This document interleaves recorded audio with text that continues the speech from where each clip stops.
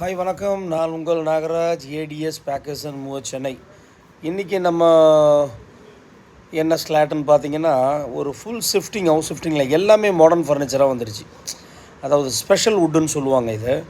நார்மலாக நம்ம வச்சுருக்க மாதிரி பழைய காலத்து டீ குட் மாதிரி கிடையாது. இது பார்க்குறதுக்கு நல்ல ஷோவாக இருக்கும்.